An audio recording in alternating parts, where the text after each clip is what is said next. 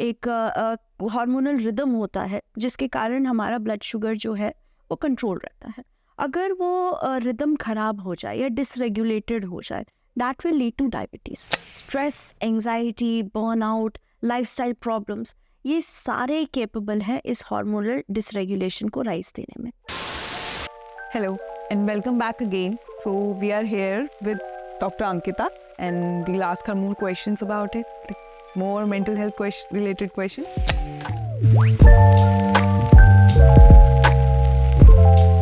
So my first question is that I have done a little research on that mental health और diabetes का कोई connection है? Like is there any correlation or like right ये आजकल का एक hot topic बन गया है क्योंकि आजकल डायबिटीज़ काफ़ी प्रेवलेंट हो चुका है और काफ़ी सारे रिसर्चेस में ये पता चला है and there are some evidence to back it up that yes stress और एंजाइटी और डायबिटीज़ ये तीनों एक दूसरे से रिलेटेड हैं।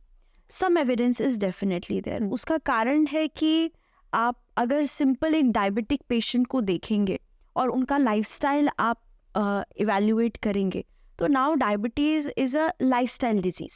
It is not apart from hereditary, जो कि पहले बोला जाता था कि जेनेटिक प्रीपोंडरेंस होना चाहिए और अगर आपकी फैमिली में किसी को डायबिटीज़ है तो आपको डेफिनेटली होएगा। अलॉन्ग विद दैट आजकल के अगर आप एविडेंसेस देखेंगे तो यू विल फाइंड दैट कि बहुत सारे लोगों के जेनेटिक में डायबिटीज़ था ही नहीं, तो ये आया कहाँ से?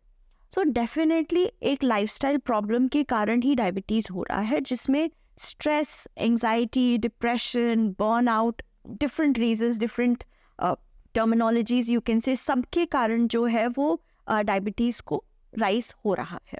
अब आपको जानना होगा कि how the two are interconnected, right? So you will see कि जो डायबिटिक होते हैं उनको डायबिटीज़ होता क्यों है? First of all the thing is कि उनकी बॉडी जो है एक स्ट्रेस हार्मोन रिलीज कर रही होती है जिसके कारण इंसुलिन ख़त्म हो जाता है, जिसकी वजह से डायबिटीज़ हो जाता है। This is a very hormonal the hormonal synchrony what we call, एक हार्मोनल रिदम होता है जिसके कारण हमारा ब्लड शुगर जो है वो कंट्रोल रहता है। अगर वो रिदम खराब हो जाए या डिसरेगुलेटेड हो जाए, that will lead two diabetes. okay. Stress, anxiety, burnout, lifestyle problems, ये सारे केपेबल हैं इस हार्मोनल डिसरेगुलेशन को राइज देने में। जब हम स्ट्रेस में होते हैं we secrete lot of stress hormones जिसमें कॉर्टिसोल और एड्रेनलिन होता है। उसके इफेक्ट से इंसुलिन कम हो जाता है, इंसुलिन खत्म हो जाता है rather, so we become insulin resistant. Insulin resistant होने के बाद डायबिटीज हो जाता है। So there is definitely quite a bit of role in lifestyle problems and diabetes. और मेंटल हेल्थ जो है ये क्या है? This is like an umbrella. इसमें से अगर आप लाइफस्टाइल से कुछ प्रॉब्लम्स निकाल दें तो they will come under the umbrella of mental health illnesses और mental health disorders. So definitely there is quite a bit relation between the two. And इसी से मेरा अगर एक और क्वेश्चन बना है, I am very curious person by the way, so इससे अगर मैं ये पूछूं कि आधे टर्मिनोलॉजीज का तो हमें नाम ही नहीं पता है कि हम किसी अगर बीमारी से जूझ रहे हैं तो उसमें हमें क्या क्या मेंटल हेल्थ इश्यूज हो रहे हैं, तो what are the psychological struggles जो एक diabetic person like वो face करता है अपनी लाइफ में? Right. I really wanted to know the terminologies और जैसा कि मैंने अभी आपको बताया कि जो दोनों चीज़ें हैं वो रिलेटेड हैं, तो हमें थोड़ा सा इसको समझना पड़ेगा। एक होता है कि इमोशनल डिस्ट्रेस, ठीक है, जो ऑलरेडी एक डायबिटिक पेशेंट गो थ्रू करता है, और एक होता है डायबिटीज़ डिस्ट्रेस। ओके, सो ये दोनों टर्मिनोलॉजीज अक्सर हमें और इनफैक्ट क्लिनिशियंस को भी थोड़ा सा कंफ्यूज कर जाती हैं कि एक्चुअली पेशेंट्स को प्रॉब्लम कहाँ से हो रही है, because the two are interconnected, दोनों एक दूसरे से रिलेटेड हैं।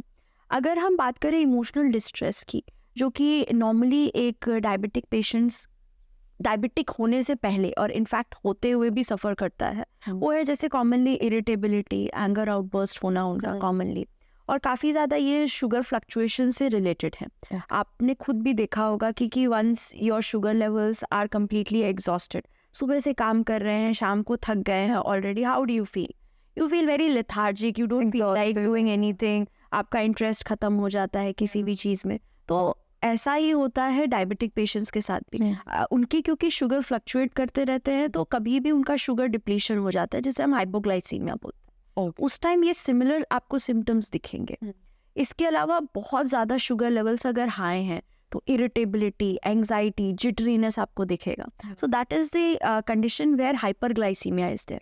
ओके, तो जब आपके शुगर लेवल्स काफ़ी ज़्यादा हाई हों तो आपने जो डायबिटिक पेशेंट्स होंगे उनमें काफ़ी ज़्यादा मूड फ्लक्चुएशंस देखे होंगे कि कभी वो लोग बहुत ज़्यादा लेथार्जिक होते हैं तो कभी बहुत ज़्यादा चिड़चिड़े होते हैं। That is one of the emotional distress that they go through. इसके अलावा there are lot of stress in their life's, lot of anxiety is there, depression is there, क्योंकि कंटिन्यूसली उनको ट्रीटमेंट लेते रहना पड़ता है because it's a chronic illness. It gives us sensation of hopelessness in them कि कोई hope ही नहीं बची, हमें ज़िंदगी भर दवाई खानी पड़ रही है, राइट। इसके अलावा अगर आप बाकी स्ट्रेस की बात करें, lot of people have gone through different adverse events.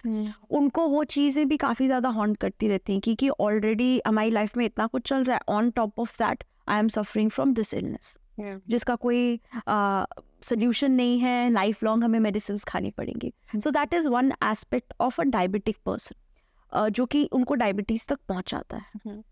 इसके साथ साथ उनको काफ़ी ज़्यादा मेमोरी इम्पेयरमेंट्स हो सकती हैं, जिसे हम आम भाषा में लोग बोलने लगे ब्रेन फॉग, राइट। जिस टाइम उनको कंफ्यूजन स्टेट रहता है, they are not able to focus, उनको चीज़ें समझ नहीं आती हैं, लर्निंग कैपेसिटी इम्पेयर्ड हो जाती है। These are all because of sugar fluctuations. अगर हम बात करा जाए आम भाषा में तो ये इसीलिए होता है क्योंकि जो हमारे ब्लड वेसल्स जो कि ऑक्सीजन कैरी करते हैं हमारे ब्रेन तक, वो शुगर हाई होने के कारण वो डैमेज होने लग जाते हैं, तो उनको ऑक्सीजन रिच ब्लड नहीं मिलता है, जिसके कारण उनको ये सारे मेमोरी इम्पेयरमेंट्स होने लग जाते हैं, ब्रेन फॉग कहलाता है जो। और ये टाइप 2 डायबिटीज़ में ज़्यादा देखा जाता है जो कि आजकल का कॉमन एलिमेंट है। इसके अलावा अगर आप बात करें एक डायबिटिक पर्सन की this is during the time of diabetes, but अगर डायबिटिक पर्सन की बात करें तो एक टर्मिनोलॉजी है डायबिटिक डिस्ट्रेस। डायबिटिक डिस्ट्रेस में आपको ये सारे एंग्जाइटी, लो मूड, काम करने का इंटरेस्ट नहीं रहना, एकदम लेथार्जिक फील करना, ये सारे उनके एग्जॉशन के कारण है। This is not because of any depression per se, clinical depression और क्लिनिकल एंग्जाइटी, ये उनका एक कोर्स बन चुका है because of sugar fluctuation.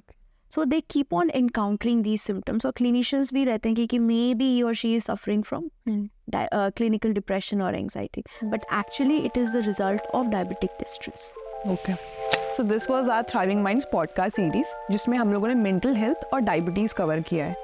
Please feel free to drop down your comments regarding this topic, like diabetes se related. If you have any kind of queries, please drop the comments and Dr. Ankita will guide you on that. Thank you.